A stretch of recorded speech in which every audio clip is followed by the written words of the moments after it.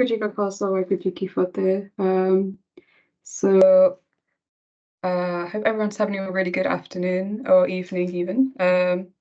And we've just got our talk from Doctors in Distress. So I don't know if everyone knows about Doctors in Distress, but they're a UK-based charity that helps promote the mental health and health of all healthcare workers, and to really aims to prevent suicide in the medical profession. And we're joined by Mr. Sidhu. If you'd like to introduce yourself. Great, thanks, Priya, and thanks again to everyone for giving up their time for this session.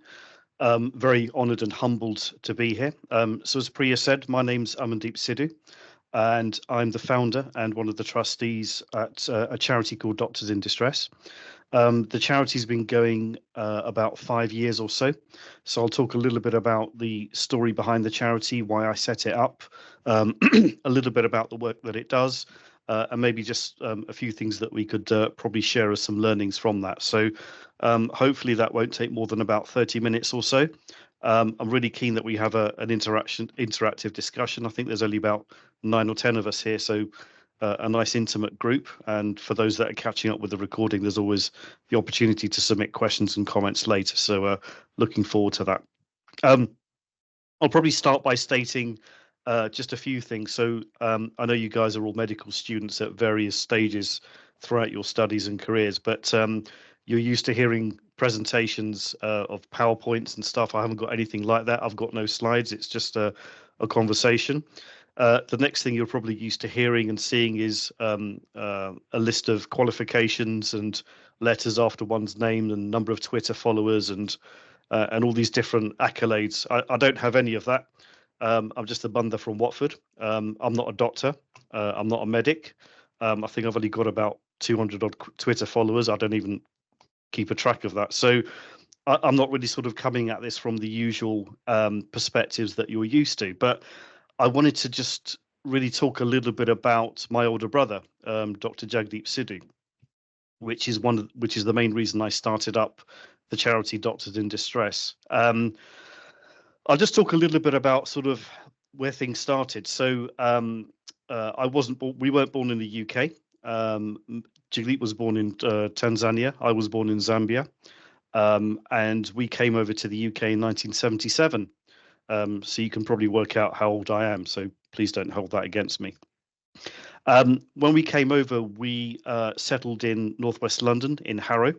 And I think we were the 4th Asian family to live in Harrow. So predominantly, a non-multicultural environment. So for those that know the area well, that's really, really going quite a way back because compared to what it is now. And so for all intents and purposes, we had, I'd say, probably quite a fairly normal upbringing. We were quite isolated. We didn't really have other family or cousins or a wide social network here. Most of my mum's family were in Canada, and my dad's family were kind of just dispersed elsewhere. So I remember going through school. Me and my brother Jagdeep were the only non-white faces in the whole of school, and so it was obviously a time of change and development. I remember, sticking out, etc. But my brother stuck out for very different reasons. He was very, very academically strong, very, very intelligent, and was really quickly identified by many teachers as being, the stand-up pupil. And I think with hindsight, his approach to the way that he lived his life was to show everyone he would try and be at least as good or, in quotes, better. And I think some of that came from some family and cultural pressures, which we can touch on a bit later. But I guess my main point on that part is, very much from an early stage, he was a real academic high flyer. And so he progressed through high school and, did the usual O-levels, as it was called then, and sailed through and did his maths and English when he was 15 and, got obviously all A's, and then did his A-levels. And at that time, he did 4 A-levels, which was quite unheard of. It was something that he wanted to do, again, to show how academically clever he was. But the college that he went to said, we can only support you with 3. So he said, I want to do four, which the fourth one was physics. And he said, right, well, if you can't teach me, I'll just teach myself. So he went to the library and bought, I don't know if they still do these, the Let's Revision Guide. And he taught himself physics A level and he got four A's. And so, when he was choosing his career choices, he settled on medicine. I think my dad was very, very keen. My dad wasn't a doctor, so Jagdeep was the first doctor in quotes, the family. But my dad was very, very keen with him being the eldest to, I guess, sort of be the typical, I guess, sort of trophy son, if I can use sort of that bold term. So, Jagdeep went to medical school, got accepted into St Mary's, and got the usual prizes and academic achievements, and qualified without any hitches. And I remember when he qualified on his first day, he was really looking forward to it, as most of you will be or not be. And one top tip I wanted to impart, if you do leave this talk with any thoughts, is please, on your first day, don't buy new shoes. Please wear them in, because when he came back, he had these massive blisters on his feet, and it was all bloody and everything. So I remember vividly how tired and exhausted he looked. But that was very much going to be the tone of his medical career, as we'll discover a bit later. So for all intents and purposes, I guess he lived what one would call the Asian dream. He was a doctor, well qualified, and everywhere we went, mum and dad were, here's our son, and he spoke perfect Punjabi as well. He was culturally very, very strong, but we weren't very religious as a family, and so he was very much admired by our social circles and friends and limited family, and everyone sort of looked to him as kind of the role model of how they wanted their children to turn out. And so he progressed very, very well through the early stages of medicine, and did his MD thesis, and he decided to settle on the specialty of being a consultant cardiologist. My brother wasn't particularly good with his hands, so my dad said, look, don't do surgery, because you'll just, it'll just go horribly wrong for you. If when people came to our house, for example, he'll carry in the jar and samosa and he'll probably drop it. He wasn't, he was quite clumsy in that regard. So dad said, look, just get a nice sort of, in quotes, desk job and just become a physician. And so that's what he chose. And then he achieved a consultant's role, I think, in his early 30s. And I think for all intents and purposes, things were, going very, very well for him. He wanted the lifestyle that he wanted. He didn't have a huge private practice, but I guess he made dad very, very proud, and had that sort of respect, recognition, and status that that was really drilled into us as a family, that something that was really valued by our parents and generations above them. And I think as time went on, he enjoyed his work, but obviously, age starts to catch up with you. And I remember typically at weddings and functions, like I'm sure all of you get sort of collared by family and saying, oh yeah, can I just have a quick word with you about, X, Y, Z. So my brother would always have 3 or 4 people, usually the old uncles, just around him, telling him all their medical histories, etc., and wanting a magic wand to be waved. But my brother was very patient and listened, but just politely said, look, I can't really help, but happy to listen and do what I can. Then I think things started to really increase in pressure for him, probably around sort of 2017, 2018. Excuse me. As I said, he was a consultant in Darrant Valley Hospital in Kent, and he was essentially still working nights as well, and was really putting in quite a lot of hours. So he was doing his day job at his hospital and running a cardiology department, but still sort of kept that face and bravado on. But things were sort of catching up with him. He didn't really have much time for family or anything else. And, when sort of summoned for the usual family functions and said, look, sorry, I can't come, I'm on call or whatever. So his work started to impact his home life. And those are kind of like the little seeds of a clue of things to come. But things started to really come ahead, I think, as I said, around sort of 2017, 2018, where he just generally started to look quite tired. He was quite disengaged with work. And, I think he even got to the point where he said to people, he didn't tell people what he did or anything. He wasn't a particularly showy or, quite a bold chap. He was actually quite humble. But, people would ask, what do you do? He just says, I work in a hospital. He wouldn't say I'm a doctor or a consultant, because I don't think he wanted that attention and particularly that intrusion on his life and his health. So he was working quite a lot of hours, and and actually for the first time, he was my older brother. I should have said at the beginning. He came to me as a younger brother probably for the first time in his life and said, "Look, I'm not sure how to handle all of this. I've got so much intense work pressure, but I don't seem to be able to stay on top of it." And I qualified as a pharmacist, but I left patient-facing stuff about 15 years ago. I work in the big dirty world of the pharmaceutical industry, which we'll say for another webinar another day. But I kind of, in quotes, had a 9-to-5 job. So I think he was quite sort of not envious, but he kind of sort of started to have the thought process that a lot of the cultural pressures and messages that we have in our community about the achievement of status, the achievement of financial security, and the achievement of education, there are different routes to having the lifestyle that you want. And I think my brother started to feel that he didn't have the control and the lifestyle that he wanted to. And then so what happened was sort of mid 2018, he visibly aged.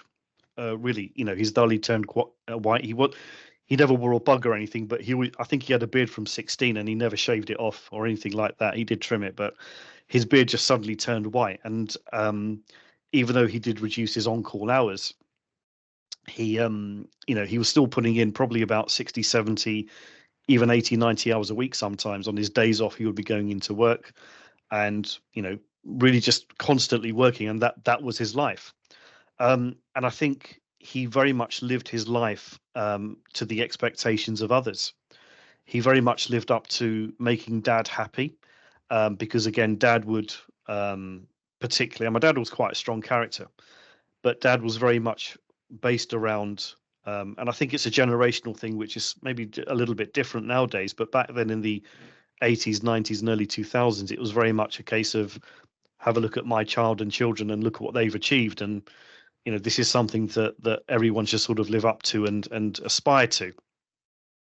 And so I think my brother was very much in tune to that, and really didn't want to disappoint him and others, because it was something there was a lot of value placed upon that, which I think in hindsight is probably quite unnecessary. And then things really, I think, started to go downhill probably around October, November 2018. And I remember him. I live in Watford, and my mum used to live at that time still lived in Harrow. So he used to come over and visit, and he wouldn't really say anything. So he'd come over on a Saturday morning and bring his kids, and mum, bless her, would make the parote and everything. So we'd be sitting digesting that and lying on the sofa, and but he wouldn't sort of talk or chat about anything. He would just sort of sit there and just and not say much. So he really started to change as a person. And I think he just fell out of favor with the identity of being a doctor. And really, I think his perspective on life changed, because he was working such long hours and so stressful. But one of the things he did say was, he didn't expect to be working this hard in his mid to late 40s. He didn't expect his career to be, so intense that he's, went through 10, 15 years, like you all will, of exams and training and navigating the politics of the medical world in the NHS, to have a lifestyle that he probably didn't want. So I think it became a bit of an illusion for him. And so what happened was, in November 2018, just a random day at work, he phoned me up, and I remember it was a Thursday, and he said that he'd been signed off sick from work for stress and anxiety. And this was actually the first time that he'd ever phoned in sick or been sick. Even since school, he'd have a 40-degree fever and still went into lectures and did dissections. He was very, very strongly minded and driven to constantly not give in to adverse health. And I think he found that event very, very destructive, because he was signed off sick and essentially probably took the message and was told that essentially, look, you've got to step away. You can't be a doctor. For him, being a doctor was his identity. It was who he was. He wasn't Jagdeep Sidhu. He was Dr. Jagdeep Sidhu. That was something that was ingrained to him since he was 18 and started medical school. And he didn't really know how to be anything else. And so I think when that was taken away from him, he found that to be quite destructive. And I think with hindsight, what probably happened, he was burnt out for a number of years and probably developed quite a deep and chronic depression, but hid it again because of the cultural expectations that we live up to please our parents, to please our families, and I'll say it to be bold, to act as a competitive marker to cousins, relatives, friends, and family. He just couldn't do that anymore, and for him, his world probably just broke down. And so then a few days after that, I went to see him, and I remember it was a Sunday. I drove from here in Watford to Kent to see him. And he was a completely different person to the one that I knew. This was my older brother, who was 5.5 years older, who was the most rigid, the most resilient, intelligent person that you could ever meet. But this was someone who had completely burnt out. He was emotionally exhausted, physically exhausted, and intellectually just completely at zero. He couldn't comprehend or engage in a proper conversation. He was just completely, I don't want to use the word broken, but it seemed that way because he just had nothing left in the tank. And actually, for the first time ever, um, I heard him swear because he said, I feel so guilty that I've been signed off sick. There are so many patients to look after. My colleagues will feel as though that I've abandoned them and let them down. And I feel, and I won't use the expletive, but it's an Anglo-Saxon word. And he says, I feel really horrible. And that really surprised me because, in all the years that I knew him, we as a family, we never ever used that kind of language, and we never had that kind of relationship or narratives between us. So I knew something was really wrong with him.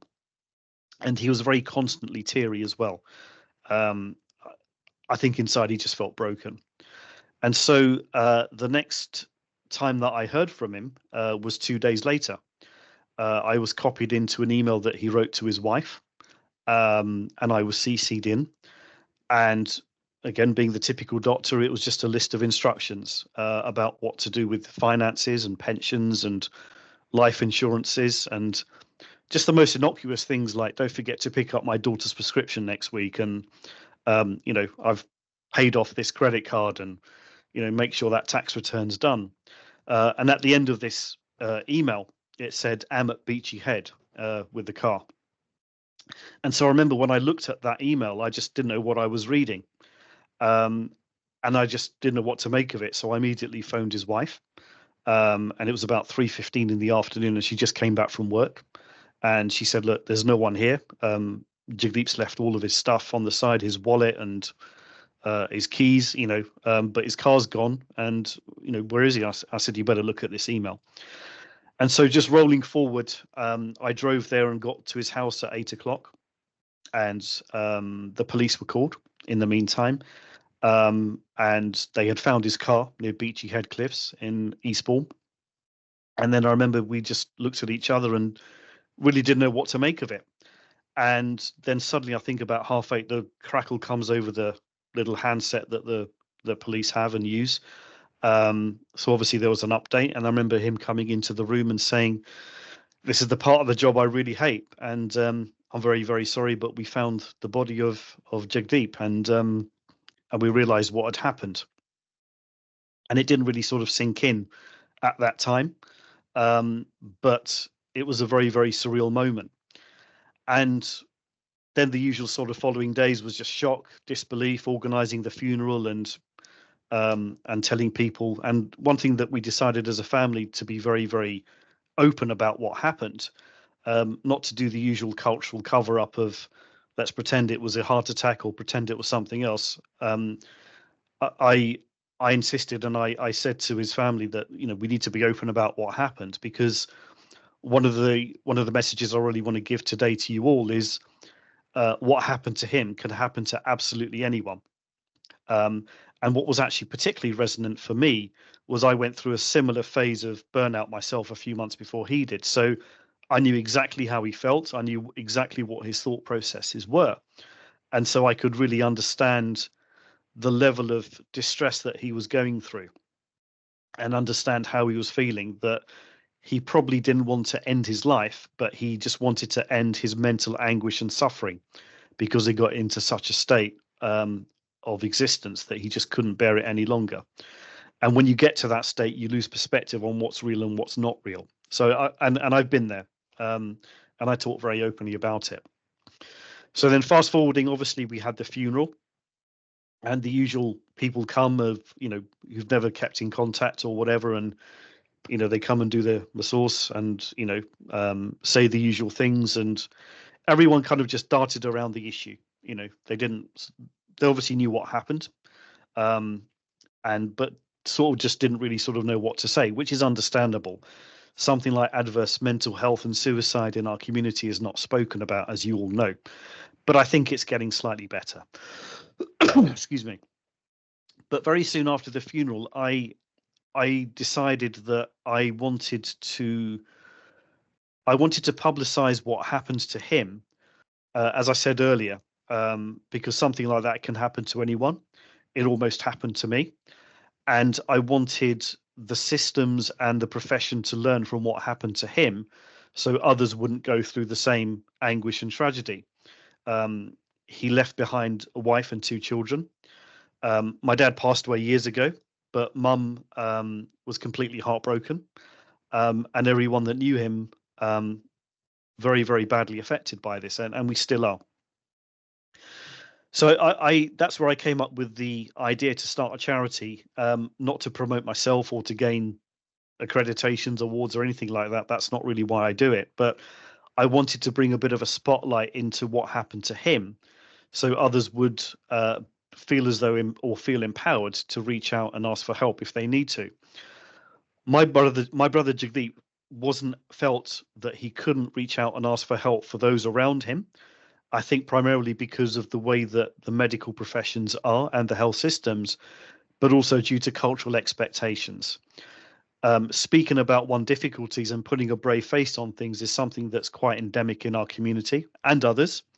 And I think it is changing and evolving for the better, but there is still a lot more to do. And so my brother didn't really have, I guess, the right level of networks and support that he probably wanted or needed, because I think he felt that he would be judged, and I think he felt very ashamed. And let's not forget that this is an individual who taught himself A-level physics. He's a very resilient, intelligent guy.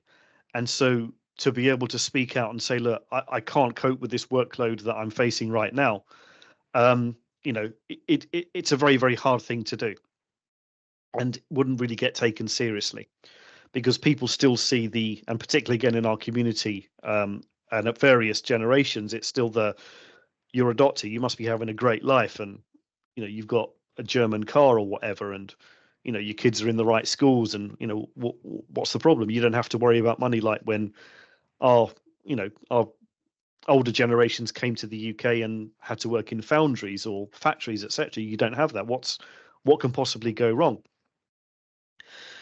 So yeah, I started the charity Doctors in Distress to really try and do 3 things: to promote the value of positive mental health in doctors, to protect it as well. So we run things like support groups and other things and webinars like this to help raise awareness of issues like adverse mental health, and really, with the 3rd thing of just really trying to promote as much as possible. I strongly believe that the mental health of not just doctors but all healthcare workers is a priority right now, and we saw a lot of that during COVID, which is great. But I hope to see a lot more being done in this space, and I hope the charity can do a lot of that. But I guess sort of as I sort of draw to a close on this, and maybe hand it back to you, Priya, and take a sip of water to soothe my throat and take some questions. But I guess there were some key messages that I wanted to impart at this juncture. So, to be frank, my brother lived his life to the expectations of others, and ultimately that was something that consumed him. So I would urge all of you that have decided to go into the wonderful medical profession to really just remember what happened to him and make sure that doesn't happen to you. What happened to him can happen to absolutely anyone. And there is no fear and shame in asking for help or admitting that you're struggling. But please, please do not live up to the expectations of others. Go into medicine and do medicine with your eyes open. And I guess my second point, and this will go against many lectures and talks that you've heard so far from your lecturers, is putting the patient first. I would counter that and say you've got to put your own needs first. Your health and well-being must be your number one priority. You cannot be good doctors and you cannot be good at looking after yourself and looking after others until you've looked after yourself. And I know that's a cliche, and I know that's something that's a narrative that's been spoken widely recently. But please remember, again, Jagdeep was someone, as a badge of honor would say, I went all day without urinating. I was so busy. I did so many admissions. I did so many, angioplasties, etc. When you guys get more into your clinical work, if a patient hasn't urinated all day, you'd be sticking them into nephrology. Yeah. But when it's you haven't urinated all day, you see that as a badge of honor. And I think that's, those are the types of behaviors that need to change and evolve. I think the third thing is really, again, to reiterate as strongly as possible with the cultural pressures that we have as a community, and it's not just ours, it's others. You've really got to try and push back on any expectations and be real about the lives that you're living. People, I think, now understand a little bit better about what it's like to be a doctor. It's not an easy job. And so make sure you have the right support networks that you can draw upon, and particularly have the right people around you where you can talk openly, you can talk without fear of retribution and shame, and you can talk from a peer-to-peer perspective. And charities like mine at Doctors in Distress have drop-in groups and support groups where you can actually find that. We're completely independent of the NHS. We don't advise when people come to our groups, or we don't let NHS Trust know. We don't grass people up to the GMC or anything like that. So we're completely safe and confidential. So please use our spaces like that.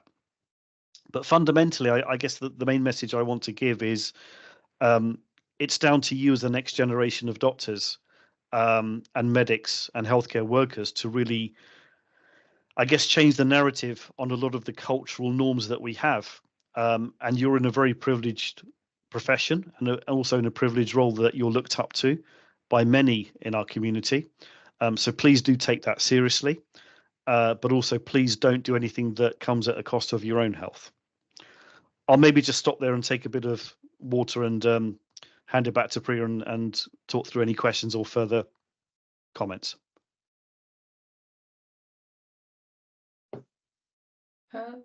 Okay, I think that's quite a lot to process, but it's important that we do.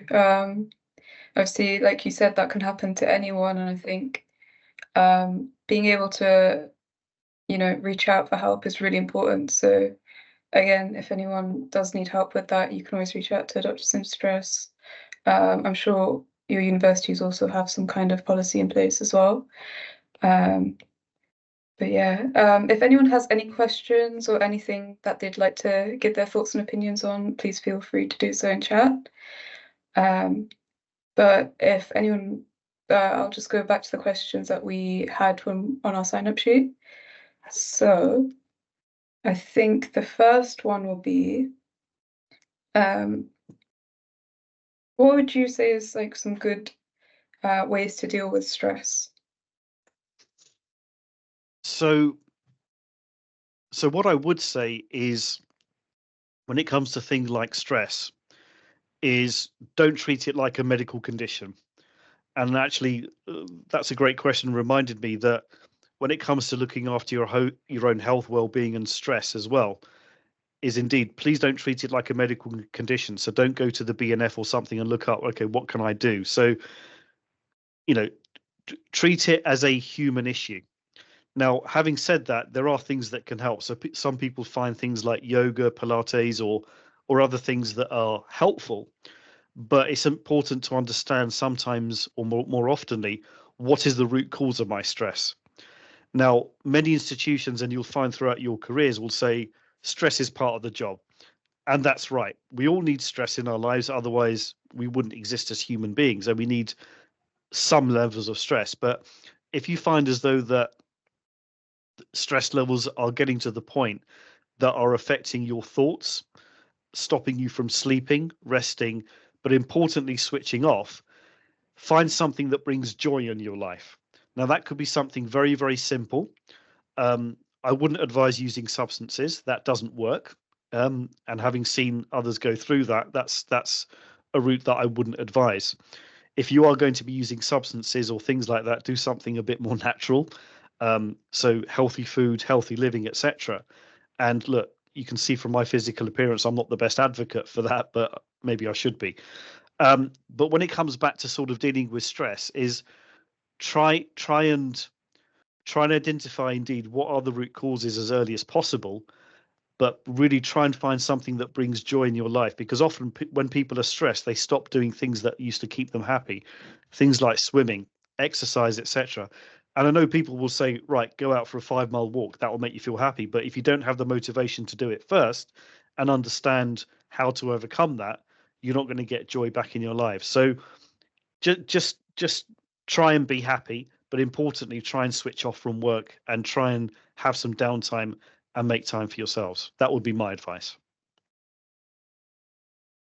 Thank you. And I think that's a really good point, not to treat it like a medical condition. But yeah. Another question is, how do you manage a work-life balance? So again, this isn't written, well, it is written in books, but there isn't a textbook to go to say this is going to work for me. We're all human beings, we're all different, and we all have different needs. What I would say is, if you want your work to be your life, then that's your choice, but make sure that you've got the right skills and thought processes and, I guess, sort of toolkits, to use a very loose word, that you've got in your armory to make sure that you want to do that. If you don't, that's fine. Now again, when I look at Jagdeep's case and particularly others, his work was his life. He didn't have anything outside of work. He just went to work, came home, ate, and slept. Now, something that I subscribe to is the 3 by 8 rule, and this works for me.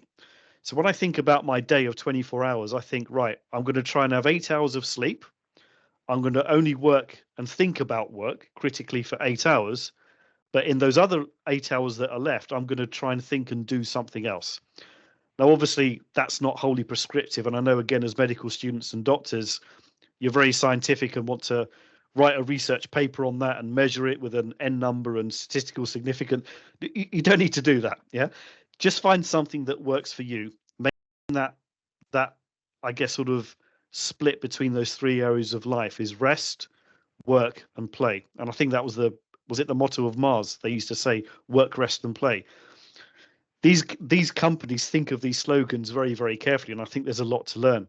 And I don't advocate eating lots of Mars bars, although they are actually quite nice. But the message is very, very clear: is try to separate those three things, but importantly, try and keep your mind focused on those three things.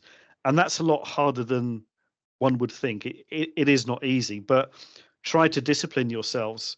And actually remember, this is one thing that really works for me, is to remember that work is unlimited. It's infinite, yeah? But our time on this earth is very limited. Yeah. So don't try and chase something that's infinite in nature and try and match the two. Set your boundaries and say, right, this is what I'm able to do. And this is my boundary beyond which I'm not going to move. Otherwise, it will compromise my own health and those around me. Yeah, and I think the point that work is infinite, so maybe not to worry about it or get too caught up in it is quite important to consider as well. Yeah, and I think just to add as well, Priya, that again, this is a trait that I see particularly amongst medical students, and I'll call them high achievers, is this state of perfectionism.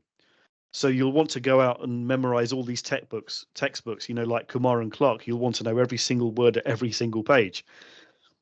sometimes good enough is good enough. You don't have to be absolutely perfect, although I know you're trained to be absolutely perfect. And look, as a member of the public, with you as my future doctors who are going to look after me, I'd want you to be as good as you can be and perfect.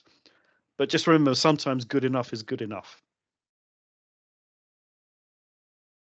Thank you for that as well. And then for one of the last questions on the sheet was, what role does the Sikh community play in helping mental health in medicine? That's a very, very good question. I think we've probably covered elements of this, and maybe this is something we can throw out to the rest of the group. And I'll be keen to hear everyone's comments on this. And if anyone's wanting to come on camera, please, please do so. Or just drop something in the chat. But I think the Sikh community generally needs to be a little bit more open about mental health generally, and it is.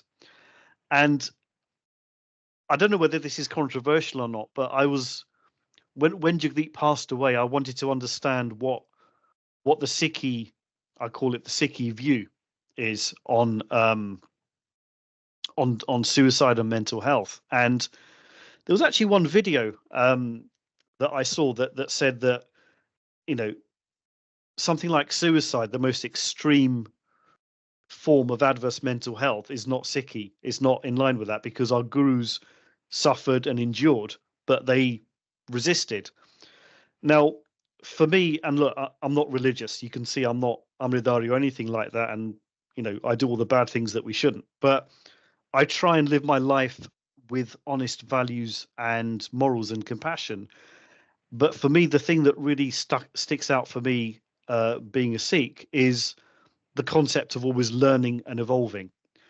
Now, one thing I would say is when our faith and religion was founded 550 odd years ago, I think our understanding of the mind and our bodies and the way it works isn't as good as it is now. So when people say we should live our lives in this way before, and just you can't be mentally ill. It doesn't exist. Yeah. I would say we've learned much more about the body and the mind than we knew before. And and to your point again, and actually, for the context of this conversation, if that same mindset of doing things that the way, or having the same attitudes that we have as we always did, your profession would still be using leeches to treat patients. You wouldn't evolve new techniques, new drugs, new therapies. And I think the same can be said, and that concept can be said of our community, is evolve and think and learn to say, actually, we know ourselves better as human beings and how we work, and some of the issues can affect it. And again, I think, if I had the floor to the whole Sikh community, if I could, I would say, go and look at what happened to Jagdeep. He was the trophy son. He was the person that you all looked up to, and look what happened to him. He was the strongest minded person you'd ever meet, but ultimately, the environment he was in, the pressures, the narratives, etc., got to him, and that can happen to you too. So please learn from that. I don't know if that answers your question.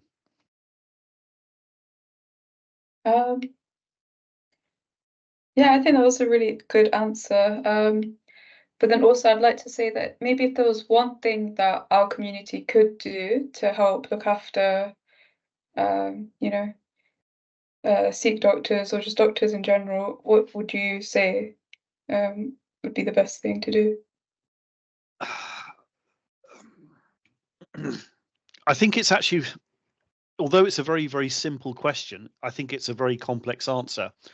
But be kind and be compassionate.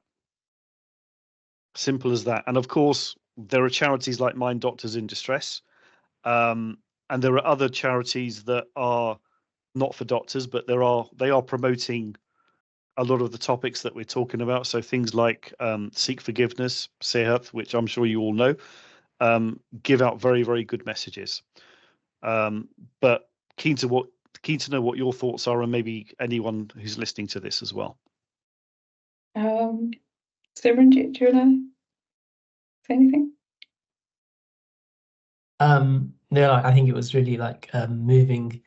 I think it's really interesting as well. Like when you mentioned about kind of like putting yourself, because again, like you mentioned, we always taught that we should put the patient first. And when you talked about kind of the badge of honor of like not going to the bathroom, like I've seen like foundation doctors say that to me as well. And I didn't really think about it too much, but that is kind of, it's kind of like a toxic culture, I think, as It well. it is, and look, overwork and exhaustion aren't trophies of achievement. Yeah, it's again, Jagdeep wasn't perfect. He wasn't. None of us are perfect, but think about I'd say to you all, think about the doctor that you want to be. And one thing I think Jagdeep got right was he said, look, don't judge me on my academic achievements or people that I associate with. He said, as a doctor, judge me on the outcomes of my patients. And that should be, I think, the metric that makes a good doctor from a brilliant doctor. Just focus on the outcomes of your patients. Now, I understand there is work and effort needed behind of that, but don't go out there. You don't need to go out and promote yourselves as, guess what, I did a night shift without sleeping, or I did 3 days on call. As a member of Joe Public, would I want a doctor who hasn't slept for 3 days treating me? No.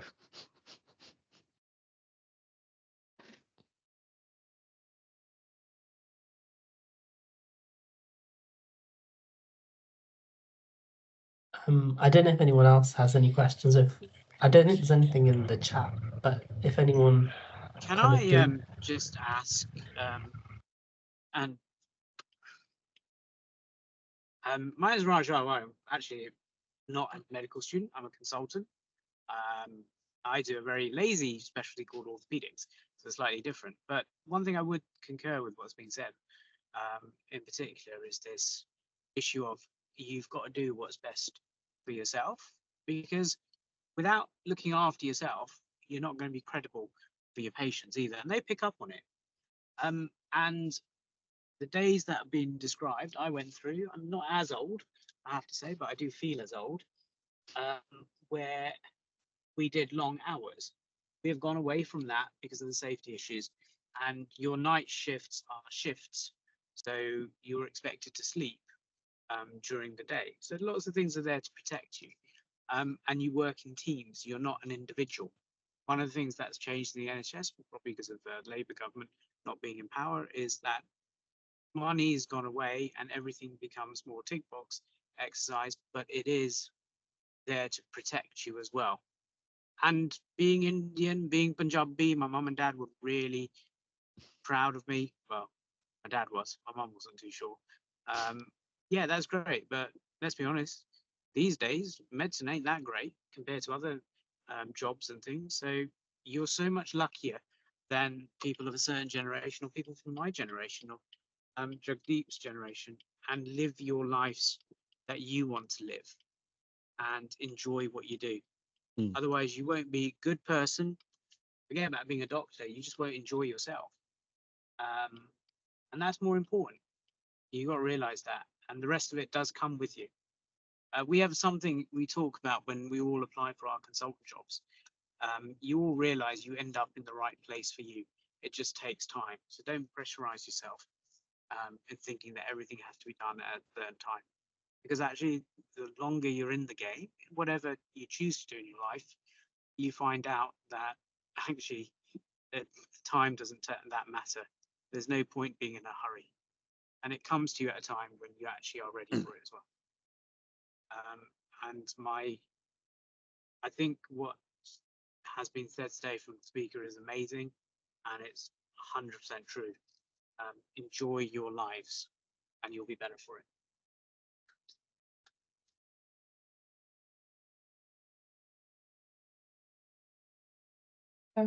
All right, thank you. Oh, sorry, Callum, I think. Yeah, hi. Sorry, I don't have a question. I just want to say a comment, but thank you for giving up your time to talk to us. I think the story that you told us is, it's hit close to, for me personally, I don't know about the others, but it's definitely important to put ourselves forward. And like I said, it can happen to anyone, especially as medical students. We do tend to overachieve. We tend to be in competition with one another until things change with the whole system foundation places. But I just want to say thank you again for the organisers, and thank you for thank you for coming and sharing the story, because it's definitely some I would definitely take away and in my career. Good. No, thanks for that feedback, Callum. And just to sort of add to that, I know I think after this we're going to circulate. There's details of another webinar that Doctors in Distress we're actually holding next week with a retired GP and a medical student.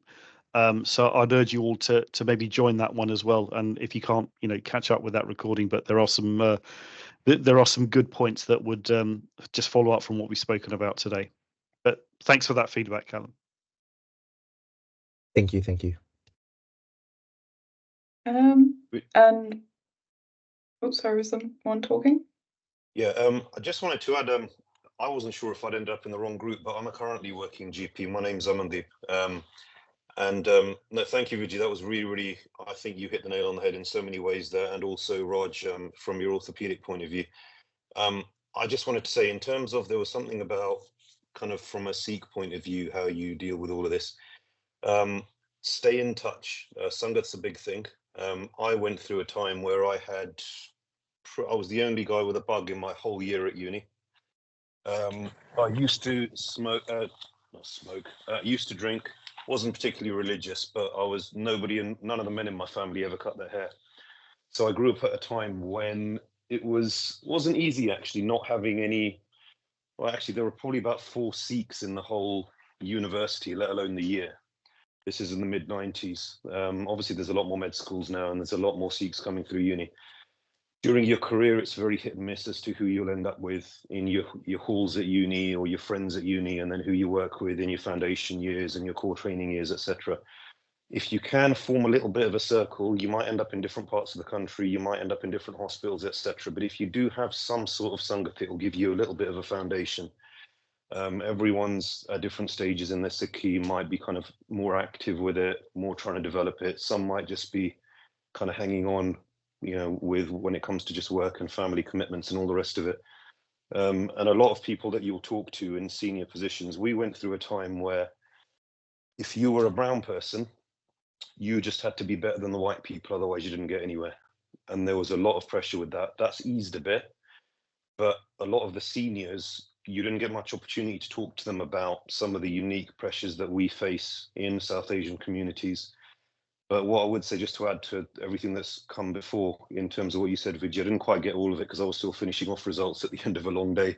But at the end of the day, if you can stay in touch with members of community that are going through what you're going through, unfortunately, only medics really do understand other medics. Do what you can, just try and stay in touch with each other, whether it's your uni groups, whether it's in groups like this, through the WhatsApp group, etc. And just try and stay in touch with, you'll all have done courses and one-dayers and evenings and mornings and afternoons where quite a lot's covered. You try and absorb all of it, you can't. You need to try and stay on top of it. So Vijay, the charity that you've set up, honestly, brilliant, so needed, not just for Sikhs, for doctors in general. Of course, like it sounds like you're helping so many different people. Just stay on touch of it. Mental health can just drift and get left on the back burner at uni and in real life. It's just make sure you're constantly reviewing how you're feeling, what you're doing.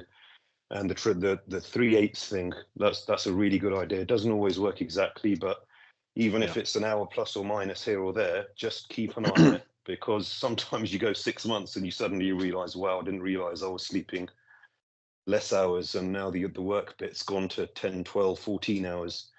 And sometimes you don't even get a chance to slow down and think about it. So yeah, just from the point of view as someone's kind of halfway through their career now, really important. And Vijay, if there's anything any of us kind of working doctors can do to support and maybe help with sessions going forward and just offer experience and answer questions, more than happy to help.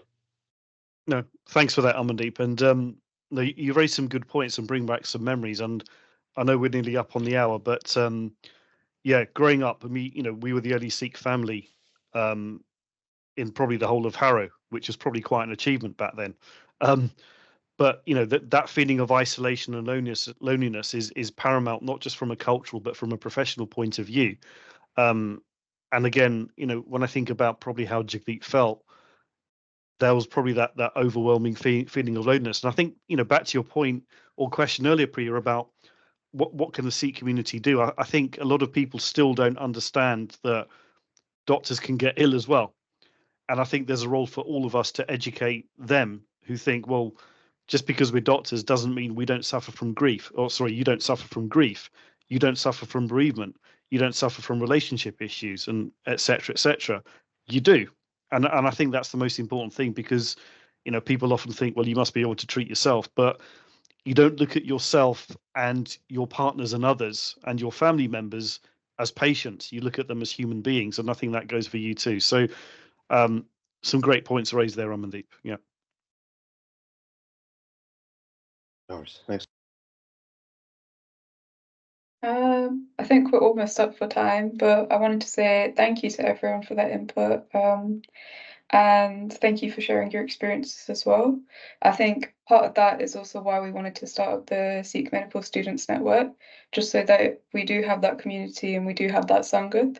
So I think if everyone knows that we've got an Instagram page where we do the most of our promotions, we've got a WhatsApp group chat that we can share with everyone afterwards. And again, just to reiterate, I think the Sikh Doctors in Distress, they've got their seminar next week. We'll put that as a message in chats as well. And I just wanted to say overall, thank you so much for everyone joining today. I think this was really helpful. I definitely got a better insight into, the factors that lead up to burnout, and I hope that was like a eye-opener for everyone, that this can happen to everyone. I don't know if you want to say anything else, Amandip?